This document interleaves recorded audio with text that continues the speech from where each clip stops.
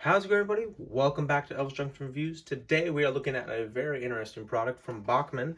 We are looking at a Bachmann HO scale Siemens Charger ALC-42. This is a diesel electric locomotive. It is in the Amtrak Phase 6 paint scheme, number 300. This is an official license by Amtrak. And as you can see here, DCC wow sound on board. That's right, this locomotive has sound. So you'll be getting a sound demonstration at the end of the video. And there you go. There is our charger in this lovely Bachmann box. We're not going to waste any time here, and let's get this thing opened. I got this at my hobby shop, my local hobby shop, which is a couple towns over, which is fine though. It was worth the drive. Anyway, I got this sucker for almost $330, but that is including the tax. The locomotive by itself, this little thing was around $300. Tax was $27, which in my opinion is very, very ridiculous. Anyway, so as you can see, we have a very interesting shell. This is not a blister shell. I'm dubbing this the briefcase shell because it is very unique. Out comes our clamshell here. And we have some manuals and all that. Like this, for example, this manual here. This is the quick start guide to sound. So we can open it up here. And there's our functions. We will talk about functions during the sound demo. Here is a 1-year warranty for the locomotive. And here is the exploded diagram of said locomotive. Specifically, here is the actual body, and this is the mechanical side of this locomotive. Okie dokie. Now that we have that out of the way, let's pull our locomotive out of here. This is actually a very tough, there we go. It's a little bit difficult to open, but that's fine. And there is our beautiful little charger. Oh, nice and beautiful. Alrighty, let's get into some history and some facts. The Siemens ALC-42 Charger is Amtrak's latest engine. The ALC literally means Amtrak Long Distance Charger, the 42 being 4,200 horsepower. Now these are basically the little sisters of the SC-44 Charger. The SC-44 has 4,400. I don't know why Amtrak decided to go with 4,200 horsepower in the long distance locomotives. But this thing is basically an SC-44 Charger. The only difference being the front of the locomotive is not a blunt end like a bulldog's face. It is a little more streamlined, kind of like a Frenchie, as opposed to an English bulldog. But that's my opinion. But anyway, the ALC-42s they're being delivered right now, as a matter of fact. Siemens at their Florin plant in California, they're releasing about 2 or 3 like every month, which is very good, which means that they are good at releasing these things. These are the future. They are taking over every route. They're slowly phasing out P42s and P40s because those are nearly 25 years old. In fact, I think they're over 25 years old and are starting to definitely show their wear and tear. But these locomotives, I love them and they look great. I've seen them on the rails, actually, as a matter of fact, leading the Coast Starlight and the California Zephyr. And so these things look very amazing. All right, so let's get into some details, starting with the front. Alrighty, so we're currently looking at the front of the locomotive, as we always do, starting at the top and working our way down to the bottom. Here we have some number boards. These do light up when the locomotive is in motion in both DC and DCC. Here we have our windshield wipers and our windshield. These are separately applied. If they moved, that would honestly be like really cool if they did. Here is our headlight. Here are our ditch lights as well as our marker lights. These little ones here, I believe, are the marker lights, and these are the ditch lights right here, and they do flash when the horn and bell are sounded, which is really cool. We have our lovely Amtrak logo right here. It's a very nice logo. I also want to just really point out that I believe this is the dash cam right here of the locomotive. Dash cams are used to determine what happens if a locomotive strikes a car. Then you can see the dash cam footage when the NTSB releases that. Working down here, there's our anti-climber, which is red, white, and blue, which is kind of funny to me. Here we have some EMU openings here. They're all colored. I just want to point out that when Siemens gave Bachmann the contract, they basically told them, we will let you produce this locomotive as well as our other locomotives that are in our American market, but we are going to micromanage you and make sure you get this down to the T. And they did. Anyway, we have some separately applied grab irons here on the top of the plow here, which is a very unique plow. Here is our coupler A lot of people give Bachmann a lot of flack for their Easy Make couplers. I personally do not mind them. I think they're very useful. Here are our EMU hoses. We have 3 on either side. And here's our air brake hose. And here's a metal plate that runs the length of the snowplow here. Okie dokie, let's look at the back.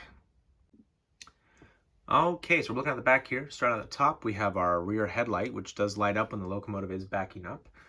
Here we have our numbers here, number 300 on either side. We have some grab irons, 2 that go horizontally along the locomotive and 2 that go vertically. Actually, there's 3 that go vertically. We have step ladders here on either side. You can see the step here. There's a step here, which is also acts as, in theory, the anti-climber. We have more EMU cable openings here. As you can see, here are EMU cables here, on 3 on either side, just like in the front. We also have our Easy Make coupler, and there is our smaller snowplow. And you also notice there are marker lights here. They also do light up when the locomotive is in motion. And we have our Amtrak logo here and this door. Okie dokie. So let's look at the side. All right, looking at the side of the locomotive, as you can see, Bachmann really did not hold back when it came to the detail on this locomotive. Anyway, here we have a American flag. It is backwards on the other side of the locomotive, which is kind of odd to me. We have some side mirrors here. We also have a door here that has 2 handles, you will notice. Now, this locomotive can be used on not only the long distance trains, but also on the inner city and also the shorter like commute trains as well. So these are basically, this handle here is for the high platform stations. This one is for the low platform stations. Right here we have an F to indicate that this is the front of the locomotive, and here we have ALC-42, and I believe this is a serial plaque right here, if I'm correct. Please let me know if I'm wrong. We have a bunch of safety stripes around here too. We also have some grab irons that are separately applied.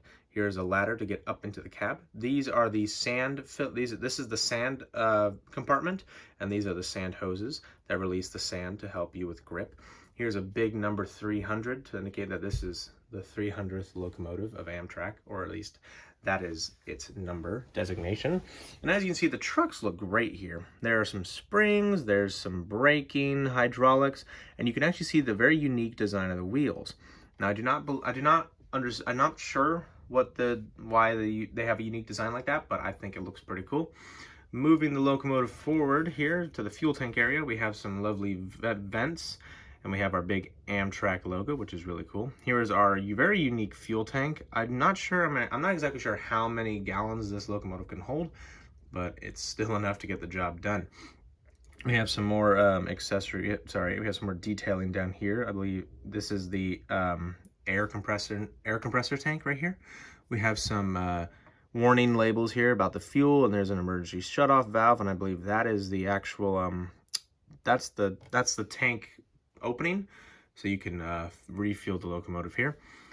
Moving down this way, here is the engine compartment. Now, yes, the engine is visible from the outside, and there's a big light that lights up this area, which is a very unique feature of this and the SC-44 Charger. Now, that engine in there is a Cummins engine. I forget its specs, but obviously it produces 4,200 horsepower, which is very impressive.